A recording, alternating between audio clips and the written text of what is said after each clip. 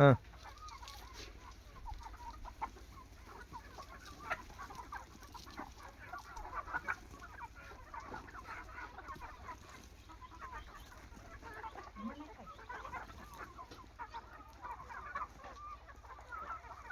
मोठं व्हायचंय ना, नुसत्या नशिबावर अवलंबून राहून चालत नाही, तर त्याला कष्टच करावं लागते, कष्टाची जोड द्यावी लागते.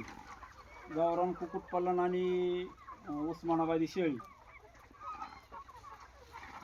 दोन्हीचा चांगला जोड जमतोय. गावरान कोंबड्याला बी खायला तीच, शेळ्याला बी खायला तीच. दोन्ही व्यवसाय शेतकऱ्यासाठी एकदम नंबर एकचा व्यवसाय आहे. गावरान कुक्कुटपालन बघा, कोंबड्या कशा खात्यात आवडीनं, कांदा पात टाकले, शेळ्या बी कांदा पात खात्यात. त्या